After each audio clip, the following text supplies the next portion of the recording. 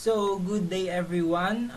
We are going to discuss the information age, where in this modern age regarded as the time in which information has become a commodity that is quickly and widely disseminated and easily available, especially through the use of computer technology.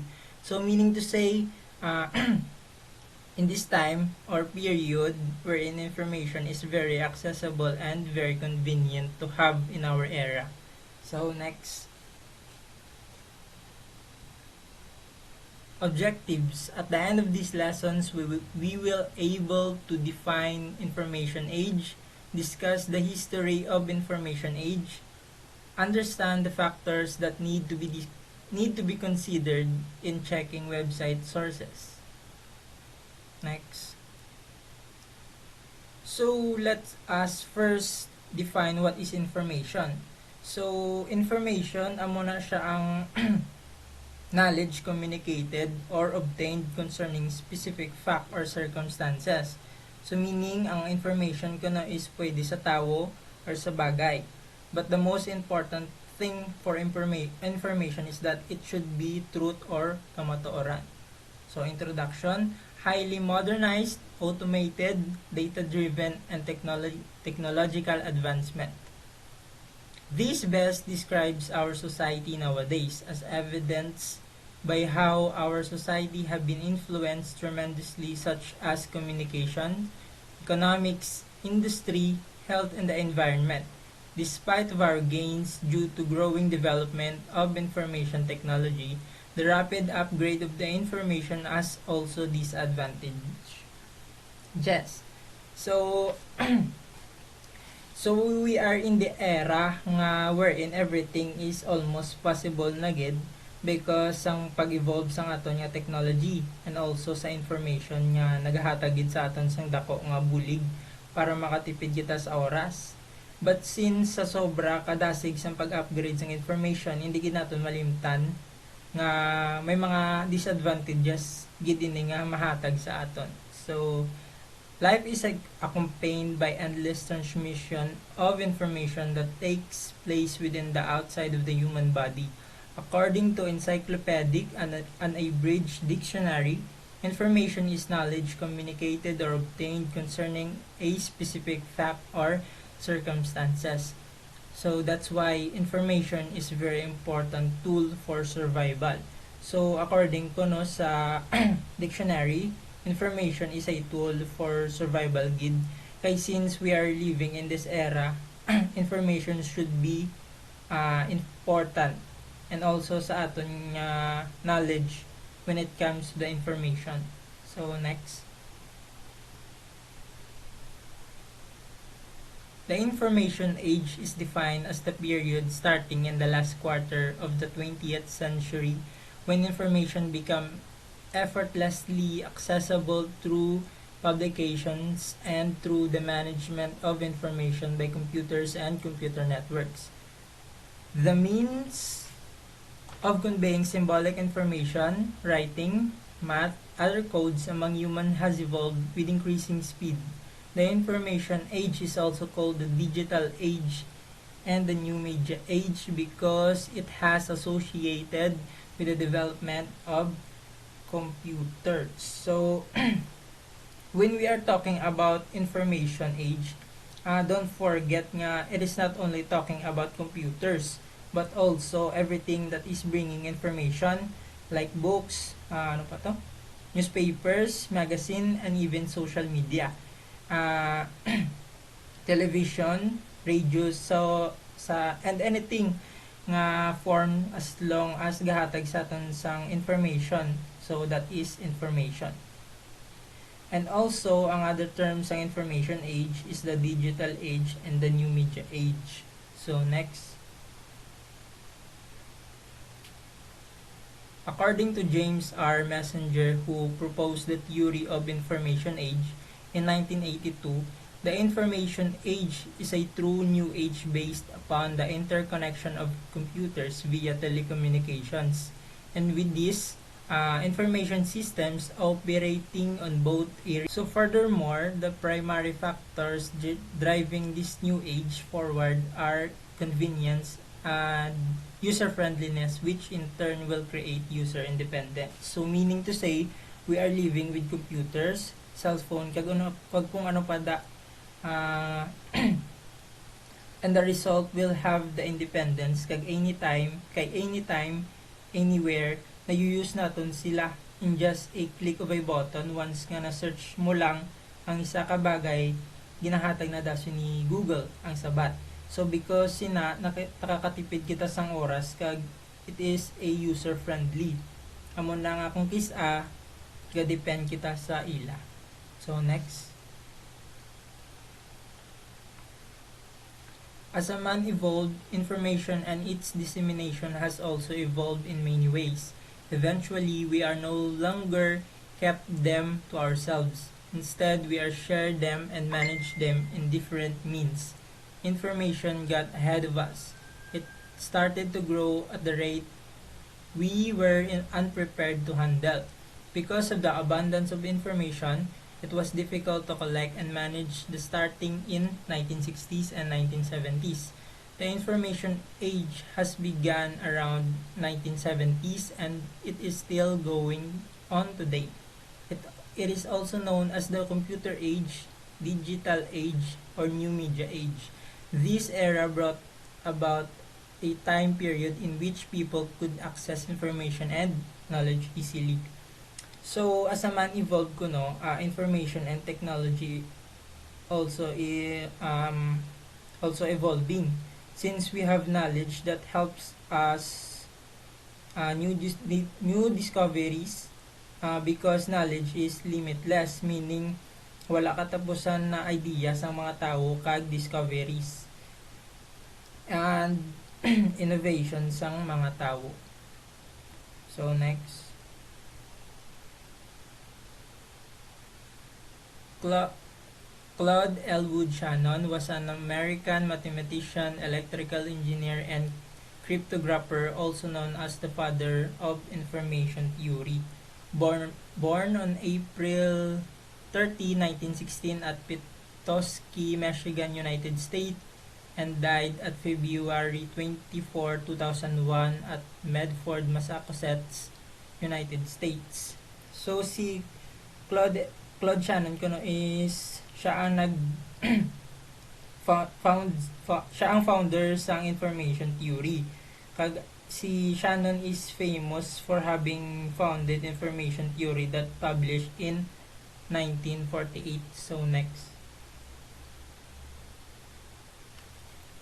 Information age has an important role brought to us about many new invention and innovation. Many communication services like texting, email, and social media developed, and the world has been not been the same since. So grabe gid ang hatag sang information sa aton, especially sa oras. We are lucky nga subong madasig na kita maka-send kag receive sang information. Hindi pareho sang una nga need mo pa mag-wait sang pila ka days, weeks, or even months para makapadala or makabaton sang letter sa imong family, friends, and loved ones. So grabe gid ang pag-develop sang aton nga technology. So that's all guys. I hope may na-learn ka mo kag may naintindihan biskang gamay lang. So the next reporter will be Hannah Felisa Albor. Good day, everyone. I am Hannah Feliza Ann Albor, and my topic is all about computer. Computers are among the most important contributions of advances in the information age to society. A computer is an electronic device that stores and processes data or information. It runs on a program that contains the exact step-by-step directions to solve a problem. So, computer, as we all know, is an electronic device that manipulates information or data. It has the ability to store, retrieve, and process data. You may already know that you can use a computer to type documents, send email, play games, and browse the web. This is the computer we know in this time, but little fun fact since we have encountered this topic when we were in first year, that earliest form of computer were used as a calculator. So it has only one function compared to the computer we use today. Next is the types of computers. Computers are associated with numerous terms and descriptions. Most people suggest the dimensions, intended use, or the computer's power. While the term computer can apply to virtually any device that has a microprocessor in it, most people think of a computer as a device that receives input from the users through a mouse or a keyboard, processes it in some fashion, and presents the results on a screen. So computers have evolved and advanced significantly over the decades since they originated. Many years ago, in their earliest form, computers were very large and slow. Gradually, computers have become smaller and faster, enabling people to use them virtually anywhere. The first type of computer is the personal computer. It is a single user instrument. PCs were first known as microcomputers since they were a complete computer but built on a smaller scale than the enormous systems operated by most businesses. A personal computer is a computer, small and low cost, which is intended for personal use or for use by a small group of individuals. The term personal computer is used to describe desktop computers. It is often shortened to the acronym PC or microcomputer, whose meaning in English is personal computer. It is a very common type of machine. A little history about PC. In the mid 1960s and into 1970s, computers occupied the entire rooms and were only affordable by large universities and enterprises. These early computers were accessed by multiple users via touch terminals. Resources were shared among all users. By the late 1980s, technology had advanced far enough that a small computer could be used and owned by a single individual. PCs usually consist the following parts. First is the computer case.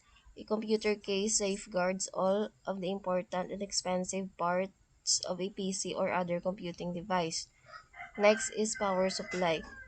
Specifically, a power supply converts the alternating high voltage current or AC into direct current, and they also regulate the DC output voltage to the fine tolerances required for modern computing components. Next is the motherboard. The motherboard is the backbone that ties the computer's components together at one spot and allows them to talk to each other. Total motherboard functionality is necessary for a computer to work well. Next is random access memory or RAM. RAM is a temporary memory bank where your computer stores data it needs to retrieve quickly. Next is hard disk. A computer hard drive or hard disk or HDD is one kind of technology that stores the operating system, applications, and data files such as documents, pictures, and music that your computer uses. Next is SSD. So what do solid state drivers do? SSDs store data permanently inside an integrated circuit, typically using flash memory. Next is the CPU. The CPU is the brain of a computer containing all the circuitry needed to process input, store data, and output results. Without a PC, we could not run programs on a computer. Next is CPU coolers. CPU coolers are designed to dissipate heat produced by the processor that sits at the heart of your PC. The fans, radiators, and other elements in these cooling components allow for the accumulated heat energy to flow away from vital working parts without damaging the hardware. Next are the expansion cards. The primary purpose of an expansion card is to provide or expand on features not offered by the motherboard, and there are also various external devices such as visual display or monitor. It is an output device that displays information in pictorial or textual form. Next is keyboard, an input device used to enter characters and functions into the computer system by pressing buttons or keys. Next is mouse, handheld hardware input device that controls a cursor in a GUI or graphical user interface. for pointing, moving, and selecting text, icons, files, and folders on your computer. Next is speaker that generate sound. Second type of computer is desktop computer. It is described as a PC that is not designed for portability. The assumption with a desktop is that it will be set up in a permanent spot. A workstation is simply a desktop computer that has a more powerful processor, additional memory, and enhanced capabilities for performing special group of tasks such as 3D graphics or game development. Most desktops offer more storage, power, and versatility than their portable versions. So portability means the ability to be easily carried or as a move. As the term suggests, it is designed to be fitted on top of the desk. So do not be confused desktop with PC. So what's the difference between a PC and a desktop? PC is a general term that refers to all Windows-based computers. The term desktop refers to any computer that is stationary and is not a laptop. So all Windows-based desktop are considered PCs, but not all PCs are desktops.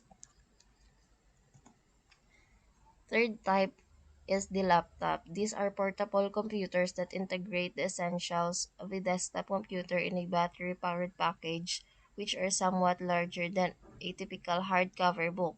They are commonly called notebooks. So a portable computer that is small enough to use on one's lap, has its main components such as keyboard and display screen or monitor combined in one unit, and can run on battery power. It is designed to be carried for portability compared to desktop computers, which are often stationary. So if we were asked which is better, desktop or a laptop, the general division between computing devices is still based on where you used it. For us students, ideally, we prefer laptops since it is easy to be carried, but there are many factors also why people choose desktop over laptop, and one of it is that desktops are ideal for power users and has long lifespan compared to laptops. Next is personal digital assistants or PDAs. These are tightly integrated computers that usually have no keyboards but rely on a touch screen for user input. PDAs are typically smaller than a paperback, lightweight, and battery powered. So, PDAs are small network computers which can fit in the palm of your hand.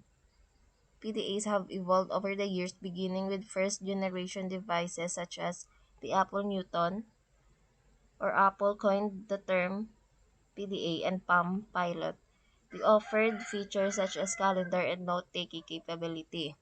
PDA in full personal digital assistant, an electronic handheld organizer used in the 1990s and 2000s to store contact information, manage calendars, communicate by email, and handle documents and spreadsheets, usually in communication with the user's personal computer. PDAs don't connect to cellular network and can provide the same range of connectivity that smartphones offer. PDAs and smartphones also use other forms of connectivity including Wi-Fi and Bluetooth. Next type is the server. It refers to a computer that has been improved to provide network device services to other computers. Servers usually boast powerful processors, tons of memory, and large hard drives. A server is a machine or computer program that provides data or functionality for other machines or programs. We call the other devices or programs clients. Most commonly, the term refers to a computer that provides data to other computers. The data may be served to a systems on a wide area network over the internet. Alternatively, it may serve the data to LAN systems. So LAN stands for local area network.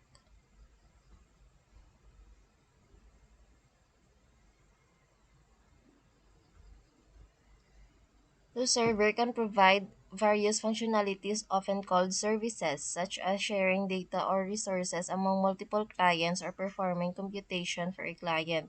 A single server can serve multiple clients, and a single client can use multiple servers. A server is a software or hardware device that accepts and responds to requests made over a network. The device that makes the request and receives a response from the server is called a client. On the internet, the term server commonly refers to the computer system that receives requests for a web files and send those files to the client. Next. So server versus client. In the world of computers, clients and servers are computers that we use for different purposes. With clients, clients are computers or software that access a service that servers provide. In most cases, servers are located on separate computers. Clients access servers through networks. Servers, on the other hand, are computers that run services to serve the needs of other computers. There are, for example, home media servers, web servers, and print servers. There are also file servers and database servers. So difference between servers versus hosts is when computing. Hosts are computers that connect to a network, while servers, on the other hand, are hardware devices or software that provide services to other computers or program within networks. Next. Next type is mainframes. These are huge computer systems that can fill an entire room. They are used especially by large firms to describe the large, expensive machines that process millions of transactions every day. The term mainframe has been replaced by enterprise server. Although some supercomputers are single computer systems, most comprise multiple high performance parallel computers working as a single system.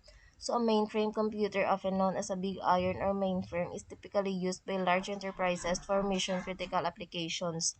This involves processing massive amounts of data for activities like censuses, industry and consumer analytics, enterprises resource planning, or large transaction processing. So who uses mainframes? Just about everyone has used a mainframe computer at one point or another. If you ever use an automated teller machine to interact with your bank account, you used a mainframe. Today, mainframe computers play a central role in the daily operation of most of the world's largest corporations. The mainframe is often used by IT organizations to host the most important mission critical applications.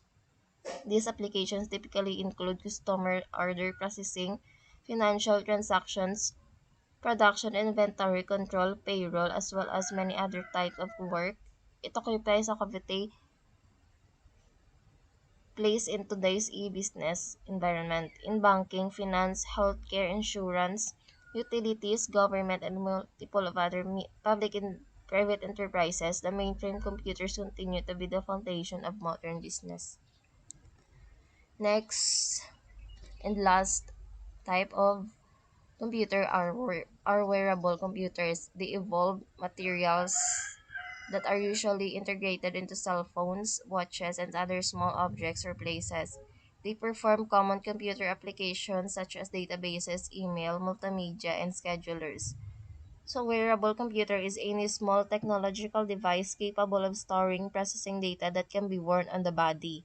Wearable computers are designed for accessibility and convenience, as well as improvements to workplaces by making information quickly and readily available to the wearer. Common example of how wearables are worn include on wrist, as as watches or jewelry, around neck similarly to a lanyard or necklace, on the user's head, in the user's shoes, carried in a bag. Wearable devices continue to evolve and become more efficient, manageable, and adaptive to the everyday needs for users. As the technology behind human computer interaction improves, devices are created and updated to integrate seamlessly into users' lives. Something as common as a smartphone is considered wearable technology because it can be clipped onto clothing or held in a bag. Some technology has been built into a watch or pair of eyeglasses to add information in the user's perception of the observed world through augmented reality, speech recognition, or virtual reality or VR capabilities. Devices that monitor health can keep track of attributes such as sleep patterns, exercise, and heart rate. Some popular examples of wearable devices include Apple Watch, Google Glass, and Fitbit.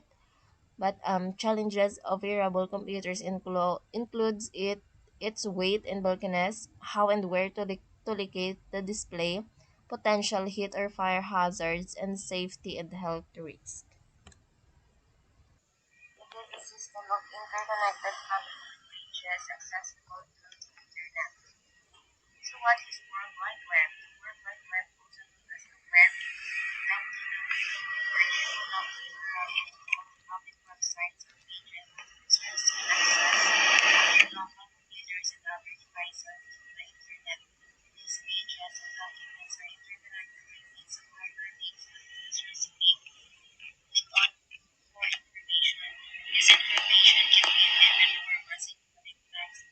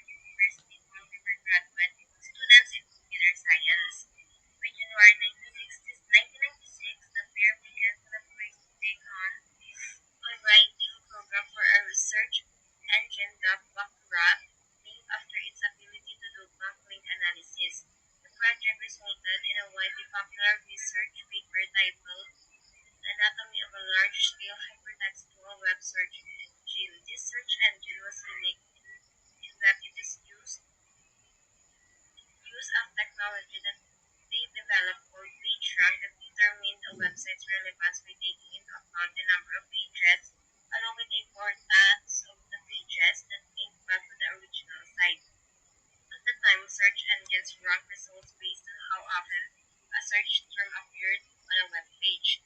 Next, fueled by the rave reviews that backdrop is safe, Page and Brin began working developing Google. They first tried to license their search engine technology but failed to find anyone that wanted their product on an early stage of development. Page and Brin then decided to keep Google and seek more financing, improve the product, and take it to the public themselves when they had a polished product. So, why do you think Google is so effective? One thing is for sure, it is because of its speed. Google is generally quicker than the other search engines at bringing back results. It is able to deliver millions of results in 19 seconds. This is down to their technical infrastructure, which is much better than other engines. Next slide. So back then, new forms of communication were also introduced. Electronic mail or email was a suitable way to send a message to fellow workers, business partners, or friends.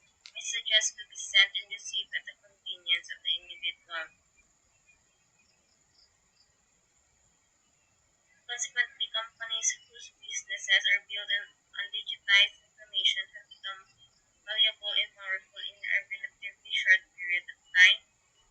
The current information age has spawned its own breed of wealthy influential brokers, from Microsoft's Bill Gates to Apple's Steve Jobs and to Facebook's Mark Zuckerberg.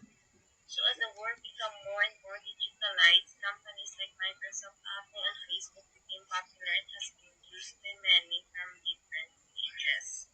So unfortunately, critics charge that the internet created a technological divide that increased the gap between the member of the society of the higher class and lower class of society. Those who could not afford a computer or a monthly access fee were denied these possibilities. Many decried the impersonal nature of electronic communication compared to a telephone call or handwritten letter. So, it has, as the world become more digitalized, this created a gap between the poor and wealthy individuals, since those who have the richest has more likely to enjoy this era where technology has become a part of our daily living. Internet do have cons also.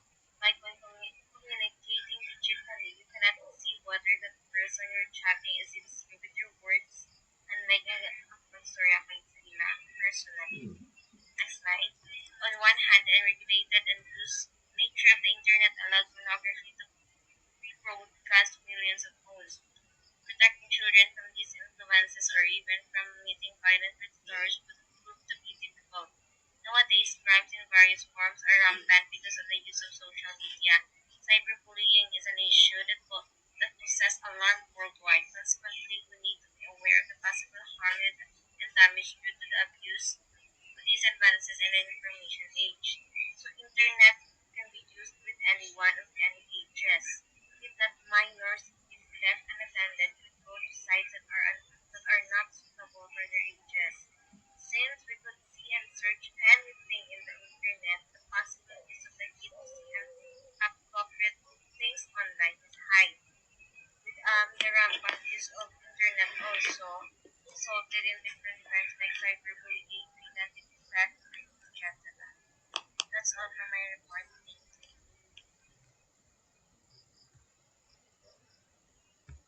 Good day, everyone. I am Casey Ann Mary F. Saliot, and I am going to report about the impacts of information age to the society and the disadvantages and advantages of this. So, the information age is characterized by fast communication modes that are not limited to location and distance. Information moves in real time across the globe.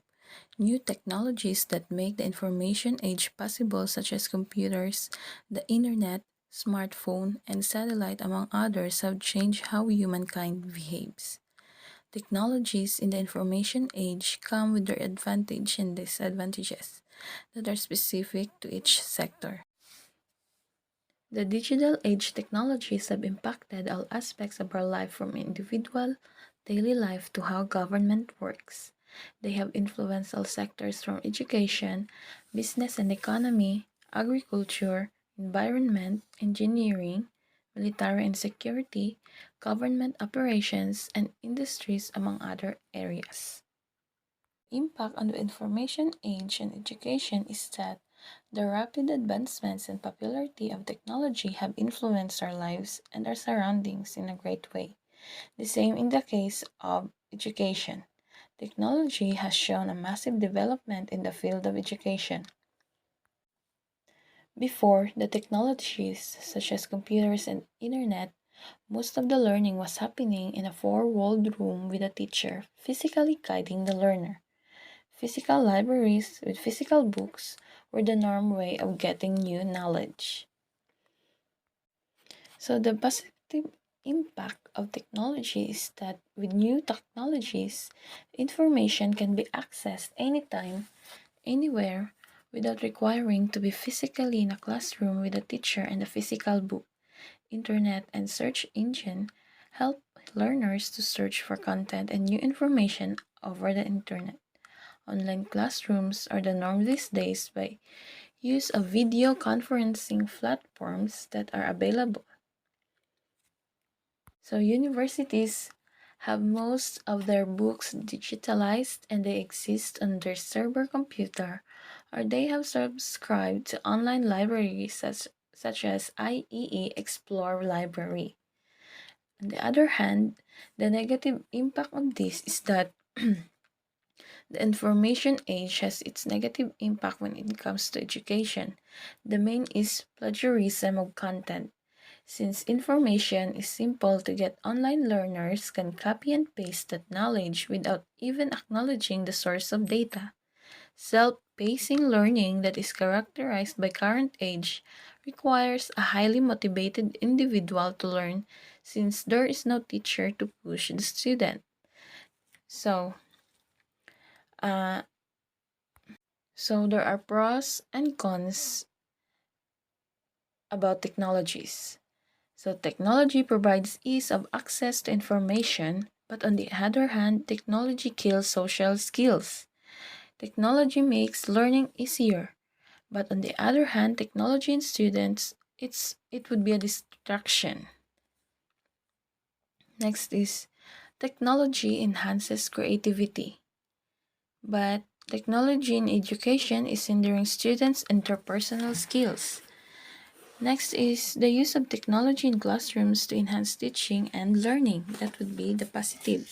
But the negative is that technology makes the student to waste their time and it affects their health.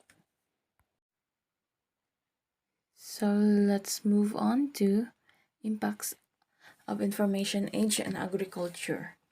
Agriculture has been practiced since the time of the agricultural revolution, then the industrial revolution mechanized it to huge production. Agriculture is still mechanized and it will remain for many decades to come like that, but the use of information is helping to improve production. So the positive impact is that farmers are using technology to monitor their farmers in real time. By use of the internet and other technology, they can monitor and get live feed when the farm gets infected with pests or diseases, and get notifications when temperatures are high, among other factors. With this kind of data, decisions are made faster to improve production. Drones as technology can also use to spray big farms. On the other hand, the negative impact of it is with the improved technology, more land is cleared to pave way for more agricultural activity. This led to loss of biodiversity in the environment that was before the use of advanced technology. So when we speak of biodiversity, the biodiversity loss, it refers to the decline or disappearance of biological diversity, understood as the variety of living things that inhabit a certain area, its different levels of biological organization, and the respective genetic variability, as well as the natural patterns present in ecosystem. This also leads to monocropping, where you find most of the world's land in is occupied by a single crop, such as wheat. Environmental impacts. Before digital age technology, most waste materials were biodegradable and non-toxic. So let's discuss about the positive impacts of information age in environment. So technology has helped develop better methods to conserve an environment by monitoring issues such as waste disposal. Also, we have new technologies that are used to create better ways of recycling materials that are not biodegradable. More people using digital devices for communicating and storing information means that there is less reliance on paper, which reduces deforestation. Since trees are an important source of oxygen and also absorb carbon dioxide, this further reduces climate change. Impacts on business and economy. Compared to days before the age of information and fast communication, businesses used to have a limited area of operation and it was expensive to reach customers in a far location. So, the positive impacts is that in the digital age, businesses can reach a global market by using technologies such as advertising on social media, creating an online store, doing online sales, and customer service, among others. Companies like Amazon are modern retail businesses that characterize the information age business model. Anybody can buy or sell their good or service using the platform from wherever and they are in the world. On the other hand, the negative is that with online business, fraud and untrustworthy companies and customer becomes the main challenge. Giving out your hard earned money with a click of a button to a faceless individual is not a simple act. The customer is not sure if they pay for the goods and they will be delivered and what the quality will be like until they receive them. So we all know that scams or scammers exist these days, especially when it comes with money involving the business. This is not new and we can observe it nowadays. The negative impact is that the major casualty of the information age is that it has affected our environment in negative ways. Most of the materials and hardware produced and used in modern technology are not biodegradable.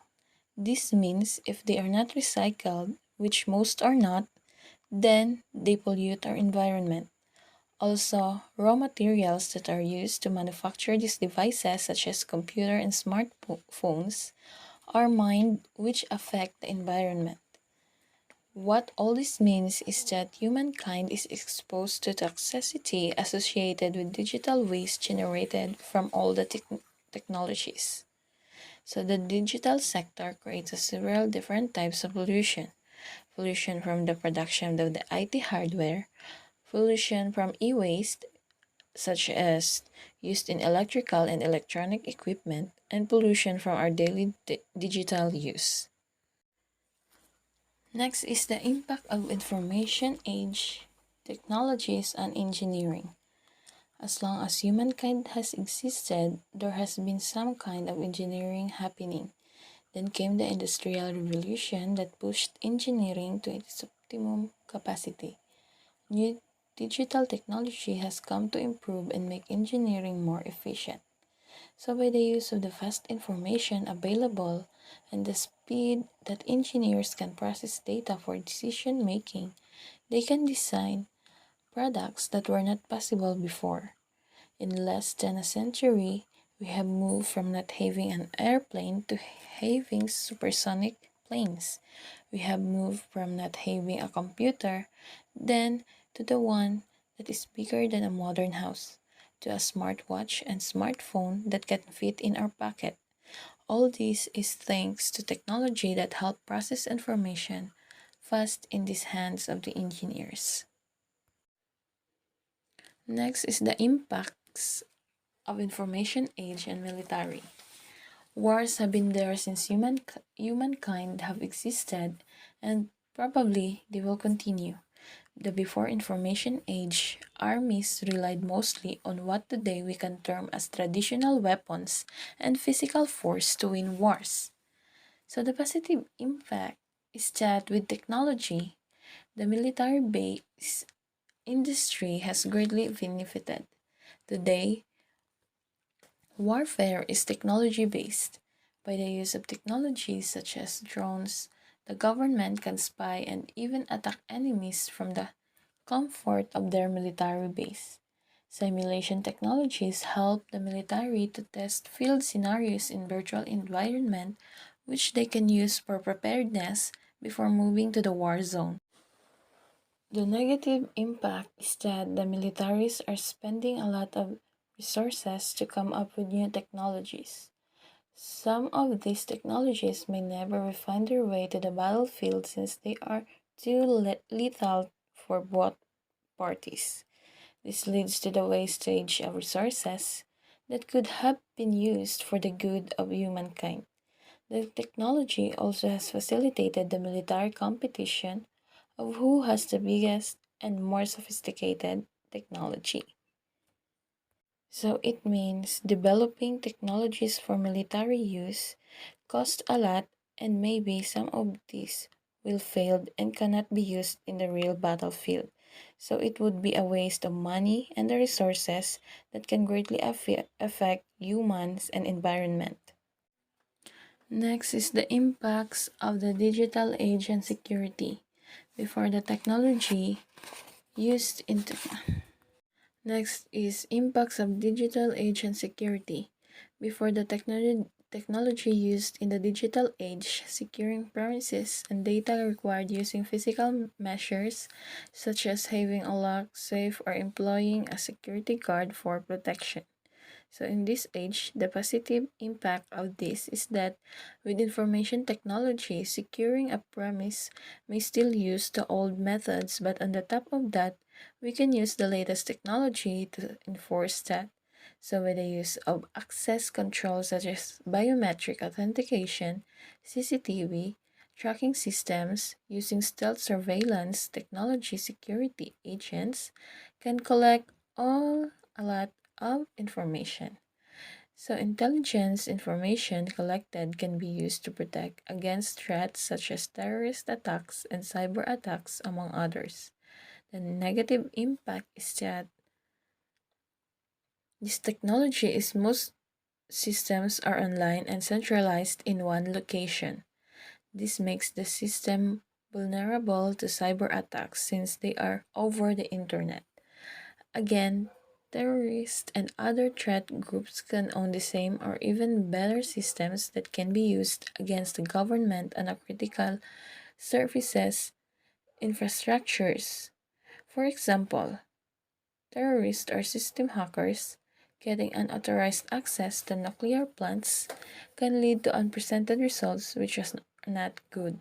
So attacker can easily breach social media security spreading malware through direct messaging, or they might use the information displayed on these sites to analyze organizational vulnerabilities and plan an attack. Next is the impact of information age and industries. So this industrial revolution is now incorporating information to make decisions and produce better products. It has made people lazier, but it also makes a large amount of the population smarter. The information age has made industrial countries stronger, with online companies being some of the most successful and economically stimulating businesses out there. Economies receive more from them and keep our world turning. So, the positive ways data has changed industries is that the technology used in the digital age help industries to create a product that meets user needs very fast. So, technologies such as 3D printing, which is also known as additive manufacturing, are changing how industries are producing new, better products. The additive technology is going to make our home small production industries, since the printer will be small enough to be used at home to manufacture the products we desire. On the other hand, the negative impact of that in the industry is that on the flip side, digital technology facilitate the copying of product designs, which can lead to substandard and fake products in the market. Since technology is cheap and simple to use, people copy others' product and sell them. The technology of product design and use is changing very fast to the point that some products becomes absolutely before even they leave the company warehouse. This leads to wasting and pollution of environment since they will be disposed as a electronic waste which takes a long time to be biodegrade if they will ever degrade. So the future of the information age is coming with even better technologies that are expected to change how humans behave in the next few decades. This means technology will continue to be a part of our environment and our life. Next is the advantages of the information age. Number one is high data processing speed. With computers and technology, data can be processed quickly and used for decision making. In this digital age where computer technology is the norm of the day, data is processed faster than any other time in the human age. This means it can be delivered to the relevant people for action. Second is the automation. Most business operations and procedures are either semi automated or fully automated, which reduce human interaction with the machine. The computer can operate the minimal human involvement. That means businesses can cut the cost of operation and human resources compared to manual systems. So, in here, automation is a term for technology applications where human input is minimized. Number three is the globalization. The computer age has made the globe become a village of information. You can follow what is happening in the neighboring country or continent in real time. In the information age, the community is connected in such a way that people can know what is happening, where, and at what time as if they live in a small village. So, globalization changes the way nations, businesses, and people interact. Specifically, it changes the nature of economic activity among other nations, expanding trade, opening global supply chains, and providing access to natural resources and labor markets. Number four is that the cyber community or virtual community. So, the community in this age creates virtual communities where they can share ideals. Today, relationships are created and broken in cyberspace because that is the environment that people live in. Most human interactions are moving to cyberspace. So, cyber communities are virtual communities in which people can gather and socialize and work in an online environment. So, social networks allow people from great distances to communicate and develop relationships or come together for a common cause. So, last is the change the way of doing business. In the information age, brick and wall buildings are eliminated to have limitless room. The businesses are carried out in cyberspace and all related activities are carried out. Most of the service operation of the business has been automated or moved to an online platform. Next is the disadvantages of information age. First is that information overload. One of the main challenges in the digital age is that there is more information than our brains can process at the same time. Today, almost anybody can be publisher and disseminator in information, regardless if it is correct or not. This leaves people with so much information to process. People can suffer from infobesity, where is such much information that negatively affects the users.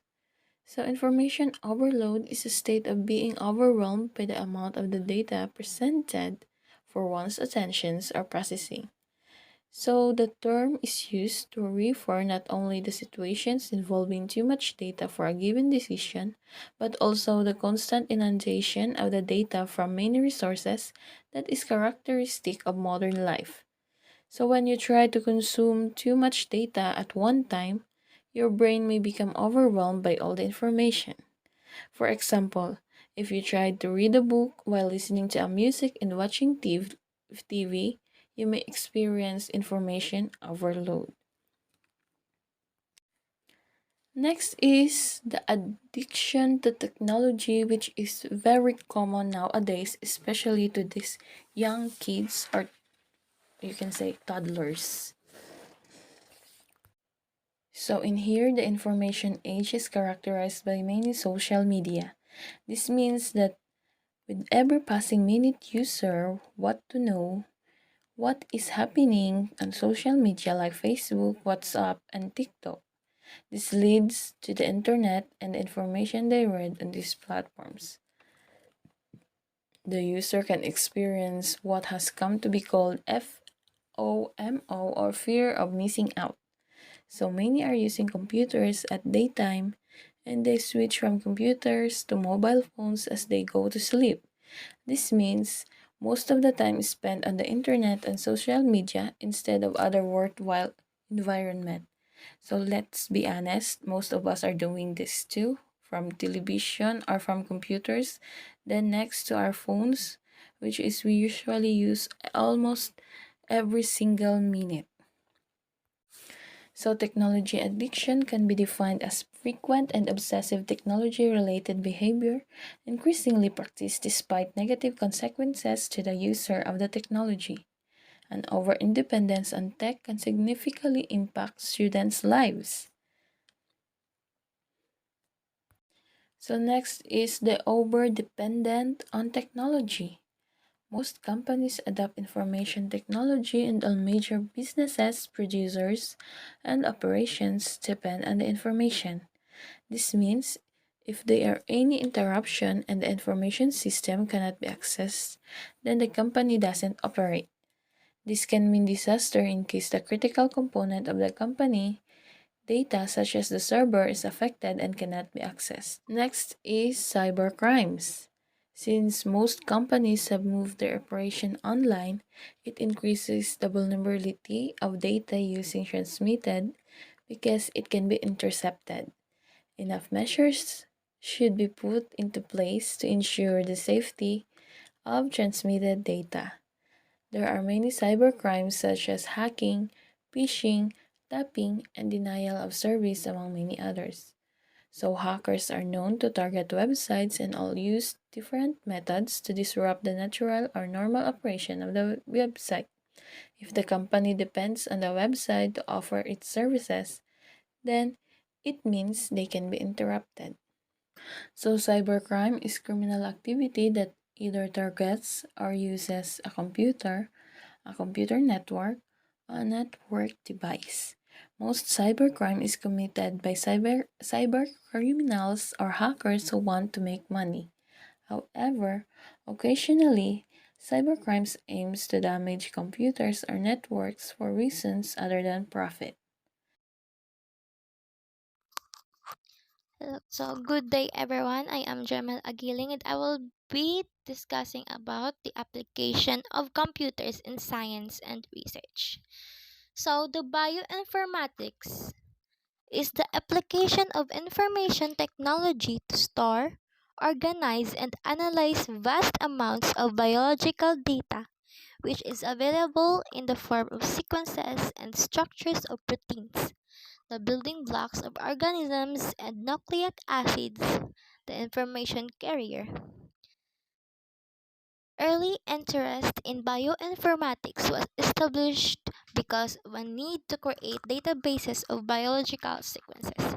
So, bioinformatics is the use of computer technology to keep, arrange, and evaluate biological data such as nucleic acids and proteins.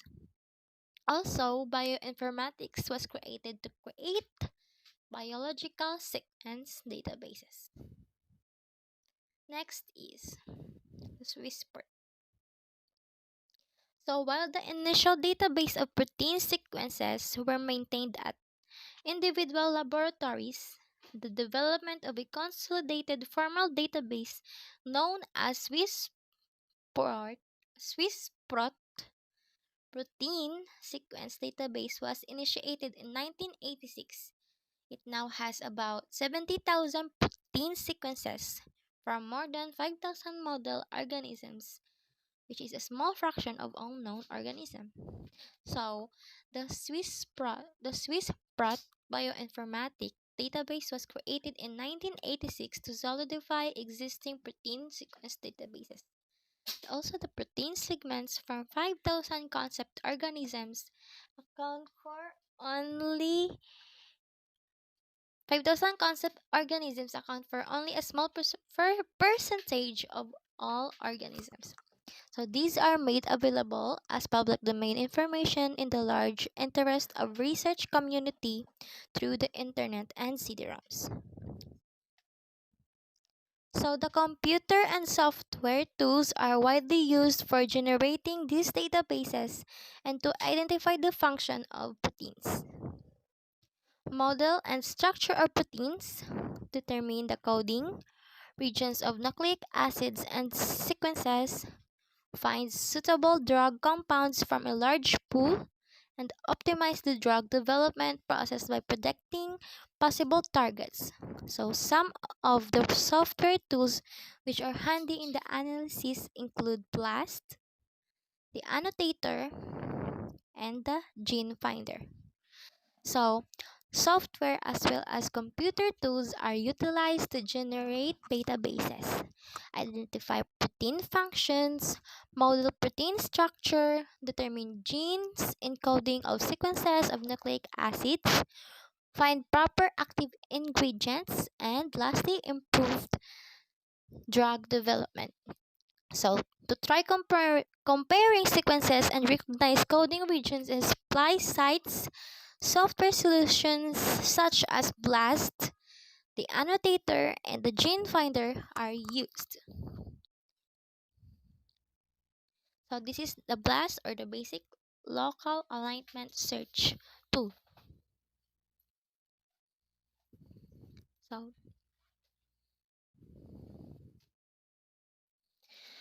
the sequence information generated by the Human Genome Research initiated in 1986 has now been stored as a primary information source for future application in medicine.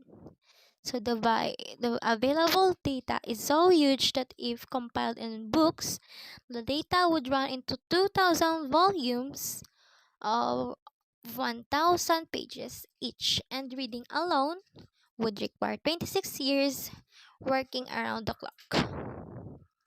The present challenge the present challenge to handle such huge volume of data is to improve database design, develop software for the database access and manipulation, and devise data entry procedures to compensate for the varied computer procedures and system used in different laboratories. So it reduces the number of trials and screening of drug compounds and in identifying potential drug targets for a particular disease using high power computing workstation and software like Insight.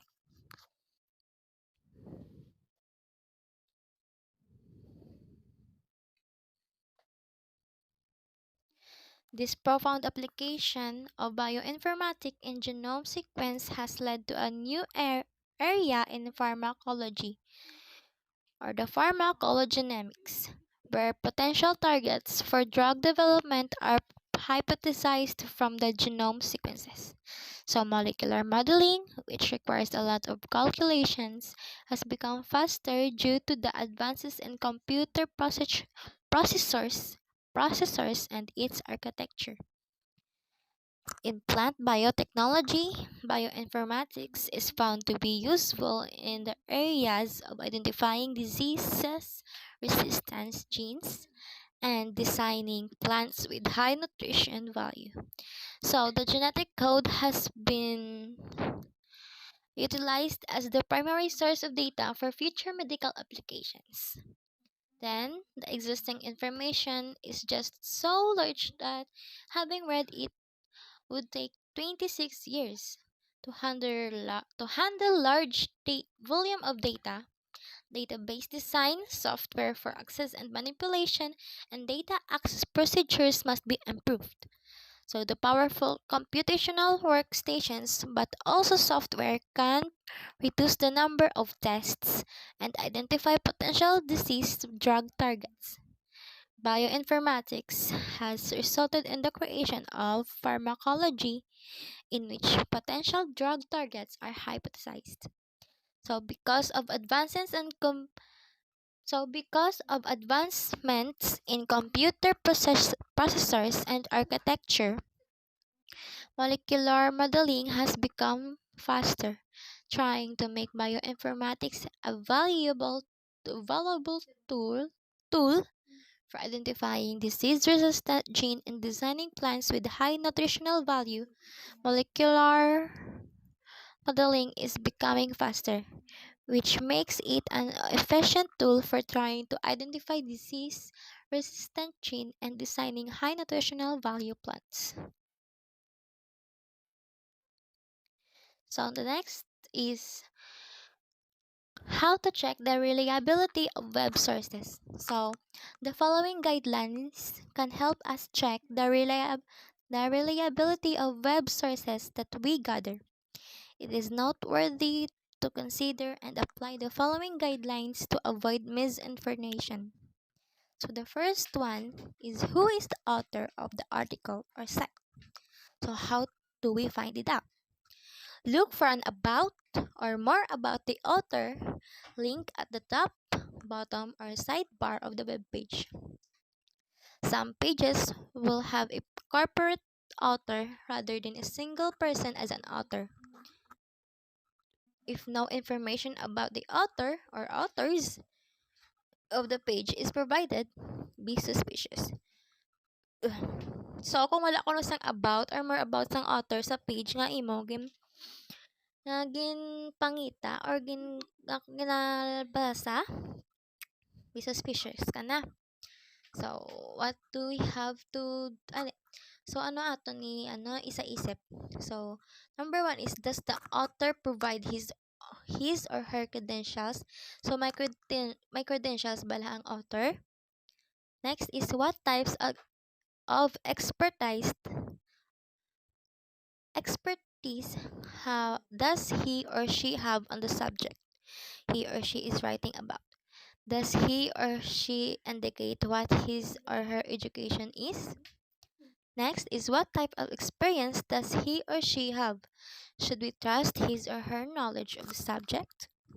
So, so number two, who published the site? So ang pag-publish naman sa site. So paano nato mapangita? So look at the domain name of the website that will tell you who is hosting the site. For example, the Lee College Library website is www.lee.edu library. So the domain name is Lee Edu. So this tells you that the library website is hosted by Lee College. So i-try nyo pangita sa internet some information about the author. First is, do not ignore the suffix in the domain name.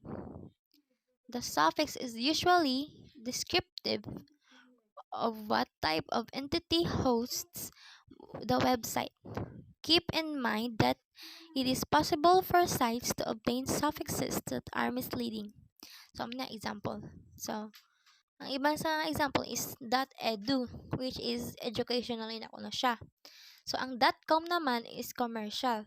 Ang .mil is for military and .gov is for government. So, ang .org naman is for non-profit. So, may malatong tandaan. Next is number 3. So, sa next reporter nakita. Thank you. So I will be continuing Miss Agiling's report. I am Valcaro B. Amores, and for this continuation of her report, number 3, what is the main purpose of the site? Why did the author write it? And why did the publisher post it? Is it because it is to sell a product? Or maybe it's just only a personal hobby? Or maybe it could be public service? Or to further scholarship on a topic? Or to provide general information on a topic?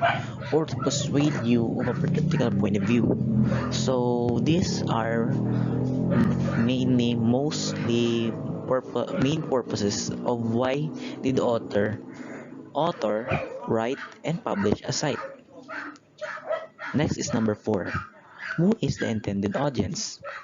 It may be the scholars or the general public. Which each group is it written for? Is it aimed at people from a particular geographic area? Or is it aimed at members of a particular profession or with specific training?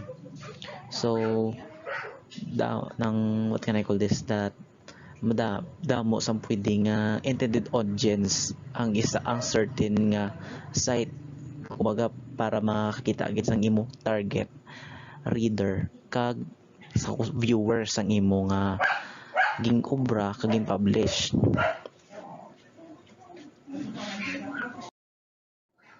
Next would be number 5. What is the quality of information provided on the website?